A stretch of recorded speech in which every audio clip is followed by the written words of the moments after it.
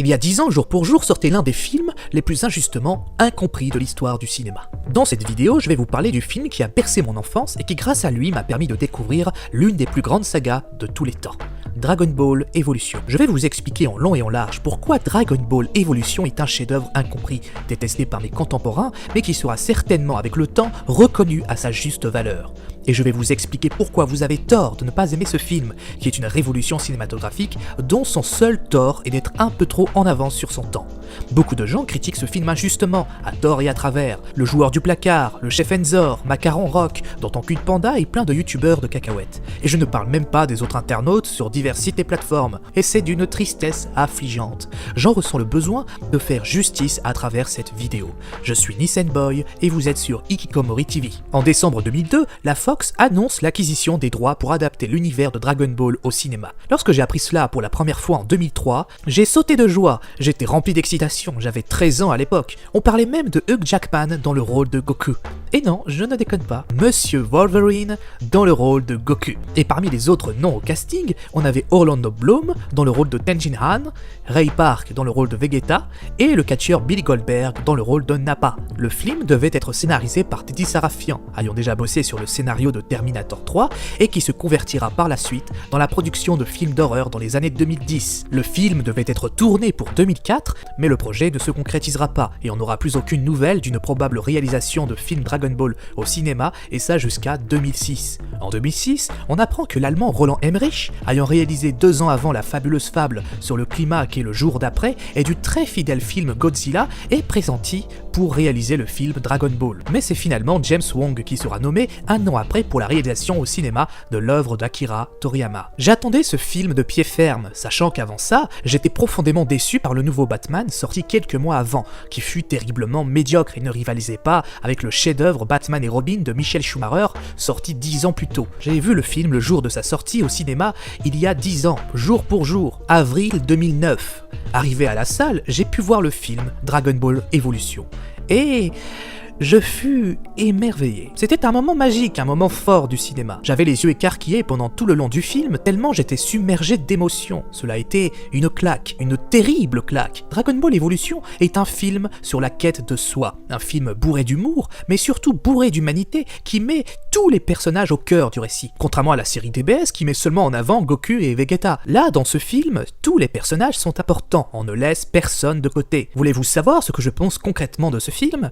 Eh ben, je trouve que Dragon Ball Evolution est une réussite quasi totale, que ce soit pour la mise en scène, la musique, les acteurs, il mérite largement de gagner une récompense cinématographique, car bien que l'on connaisse cette belle saga qu'est Dragon Ball, son adaptation parvient tout de même à nous émouvoir, beaucoup plus que son œuvre d'origine. Cela n'aurait pas été possible sans le talent des 2 grands comédiens, comme le brillant acteur canadien Justin Chatouin, jouant à la perfection le Goku à la sauce américaine, et l'actrice américaine Amy Rossum jouant l'aventurière Bulma, créant un duo rempli de complicité rarement vu au cinéma, et ça depuis justement Batman et Robin de Michael Schumacher avec George Clooney et Chris O'Donnell. Mais ce film ne serait pas une réussite totale sans la présence d'un des plus brillants acteurs du cinéma hollywoodien, qu'est James Masters, jouant l'emblématique personnage de Piccolo à la perfection. Cet acteur crève l'écran rien que par son aura et réussit à rendre au personnage de la planète Namek une aura quasi mystique, beaucoup plus que dans DBS, où Piccolo se contente maintenant d'être une grosse victime réduite à faire du babysitting et à crocher de manière malsaine sur Gohan. Au-delà de son casting, le film m'a ému et fasciné pour son respect à l'œuvre d'origine. Alors oui, les jeunes adolescents de 12 ans se sont plaints parce que oh là là, mais où est passé les SSJ, où est passé Vegeta Mère, etc. Mais il faut savoir que dans le film de James Wong, ils ont réussi à respecter ce que DBS et consorts n'arrivent plus à respecter, à savoir l'esprit Dragon Ball. La thématique principale du manga fut respectée à la lettre, à savoir la quête de soi à travers la quête des Dragon Ball, tout en lui infusant un style nouveau pour apporter du sang neuf à une licence qui s'essouffle par son manque de prise de risque et de fanservice à outrance. Coucou Broly, coucou DBS, coucou cheveux bleus dégueulasses et autres transformations sans originalité où il suffit de changer la couleur des cheveux pour créer un semblant de transformation, et d'ailleurs on ne peut plus vraiment parler de SSJ avec toutes ces couleurs, mais plutôt de SSJW #Dragon Ball LGBT, hein, pardon.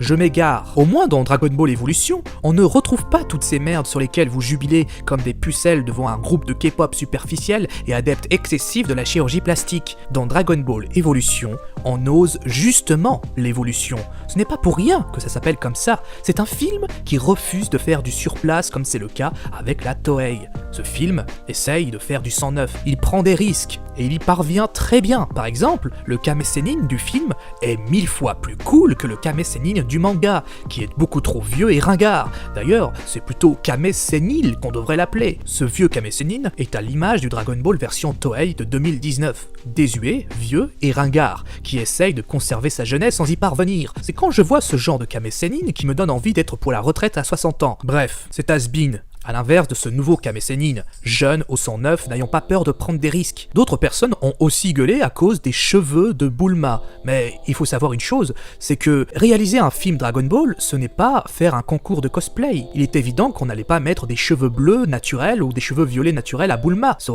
aurait été extrêmement étrange. On aurait pensé que cette pauvre femme a traîné un petit peu trop longtemps à Tchernobyl ou à Fukushima. Faire en sorte qu'il n'ait qu'une mèche bleue suffit à réaliser ce petit clin d'œil au personnage d'origine. Vous avez déjà vu une personne avec des cheveux bleus ou violets naturels dans la vraie vie, vous?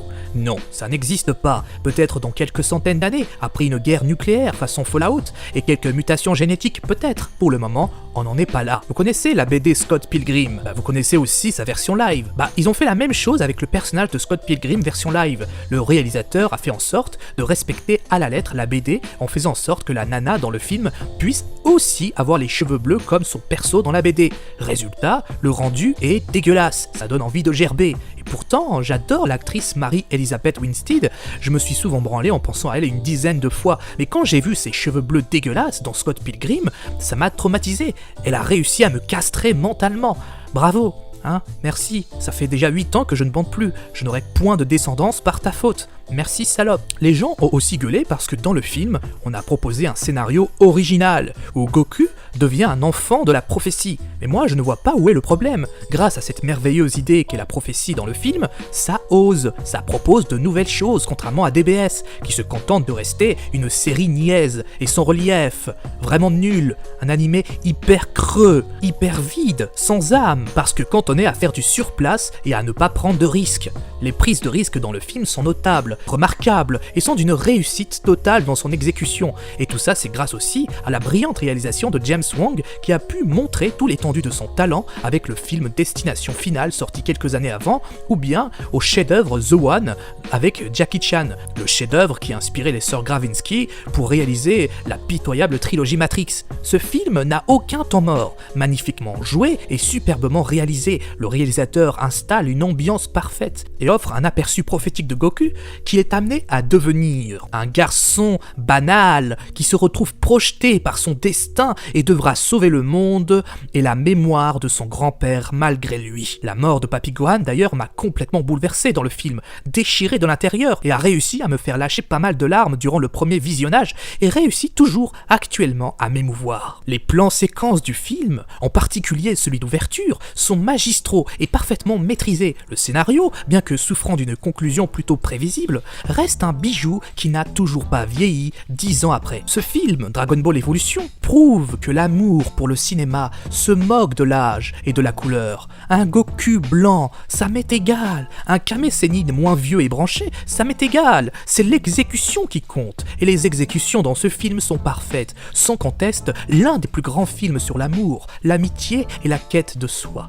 Dragon Ball Evolution est une œuvre totalement intemporelle, sublime. Merci James Wong, merci Dragon Ball Evolution pour ce moment d'intensité émotionnelle rarement vécu dans le cinéma. Vous avez compris ce qu'était vraiment le manga, vous avez compris ce qu'était vraiment le cinéma, vous avez rendu cette alchimie entre ces deux arts possible grâce à votre génie et votre distinction. Encore une fois, merci. Et toutes les personnes qui osent ne pas aimer ce film sont des esprits étroits, faibles d'esprit, remplis d'aigreur et de ressentiment, n'ayant pas suffisamment l'esprit ouvert. Ils préfère aimer les immondices tels que Dragon Ball Super. Depuis que l'on a éduqué le consommateur à manger des produits sans goût véritable, mais au goût shooté au sucre et au sel, avec une apparence travaillée, avec tout ce maquillage des propriétés organoleptiques, les gens sont incapables d'aimer manger de la vraie nourriture, avec des légumes possédant un goût prononcé. On a programmé leur goût pour qu'ils aiment le sans-goût. Au cinéma, c'est pareil. Mettez de la 3D, des actions enchaînées comme de la danse, des rebondissements successifs, et vous pourrez faire gober n'importe quoi. Dragon Ball Super est de cela, fade, psychologisant, misant sur l'imposture de l'apparence des affects plutôt que sur l'authenticité du ressenti, et dire que certains fans, entre guillemets, déclarent que Dragon Ball Super Broly est le meilleur film de tous les films Dragon Ball. Car oui, ce film a été conçu pour vous séduire, pour vous caresser au sens du poil, vous, les chiens dociles, déjà préparés à aimer manger des aliments sans goût, de la pâtée sans saveur pour toutou, abruti et soumis. Vous ne savez pas ce que vous ratez. C'est Dragon Ball Evolution qui est le meilleur film de tous les films Dragon Ball.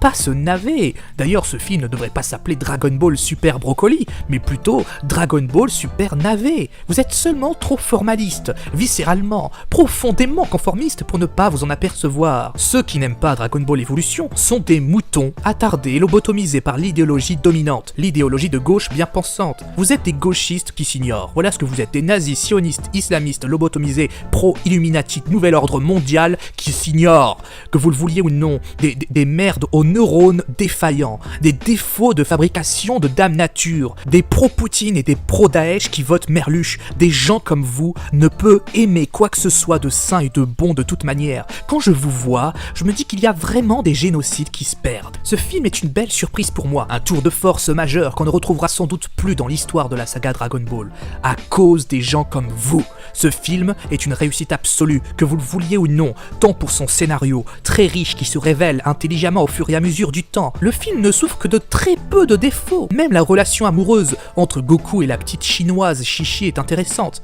Qui n'a jamais été emporté par la fièvre jaune? Et cette pauvre fille n'a jamais autant mal porté son nom, car les gens qui ont fait énormément de chichi avec ce film, c'est vous, la plèbe ignarde et intolérante. Faire un Goku blanc est une très bonne idée, que vous le vouliez ou non. Qu'il vive dans un lycée aussi est une excellente idée. Cela permet de mieux s'identifier à Goku, de mieux appréhender le monde dans lequel il vit, car ce monde nous ressemble. On ressort de ce film retourné, lessivé, transformé, habité par un sentiment de puissance, de ce je ne sais quoi que seuls les très très grands films suscitent. Simplement magistral. Ce film me porte tellement que je le regarde une fois par jour. Je possède tous les produits dérivés du film et je consacre ma vie entière à cette passion dévorante qu'est Dragon Ball Evolution. Je joue régulièrement aussi au jeu Dragon Ball Evolution sur PSP, qui non seulement est l'un de mes jeux préférés avec le jeu de course Crazy Frog Racer, mais aussi le meilleur jeu de combat de tous les temps. Merci d'avoir vu cette vidéo jusqu'au bout, surtout n'oubliez pas de donner une chance à Dragon Ball Evolution. Sachez que j'ai ouvert un compte Saltip. Alors Saltip, c'est comme Utip, en gros vous pouvez soutenir financièrement ma chaîne sans verser le moindre centime. Vous allez sur le site et vous regardez une merde pendant 30 secondes et cela m'apportera 1 centime. Et si 100 personnes parmi vous regardent une merde en vidéo pendant 30 secondes durant le mois, cela m'apportera à la fin du mois 1 euro. Et avec cette somme, je pourrais m'acheter une canette de Coca-Cola. Voilà, donc n'hésitez pas. Bon, en même temps, vous avez l'habitude de regarder de la merde. Ça devrait pas trop être pénible pour vous. Chaque matin, vous regardez une merde pendant 30 secondes en vous regardant dans la glace. Donc, vous pouvez bien faire ça pour m'apporter un peu de monnaie. Vous savez, la YouTube monnaie, ces temps-ci, m'apporte plus grand-chose et je me suis fait irradier de Pôle emploi. Donc voilà, merci d'avance. Irradier. Faut vraiment que j'arrête de jouer à Fallout, ça me monte à la tête. Voilà, donc que dire de plus? Je vous aime. D'ailleurs, merci beaucoup, je vous aime. On a déjà dépassé les 1000 abonnés. Je suis très... moi, ça m'enthousiasme. Je suis très heureux, vraiment très heureux. Ça me touche énormément. Je vous aime vraiment profondément tous, chacun d'entre vous. Je vous aime tellement que j'aimerais tous vous sucer, chacun d'entre vous. Voilà, je vous dis à très vite pour de prochaines vidéos. C'était Nissan Boy. Bye, ciao.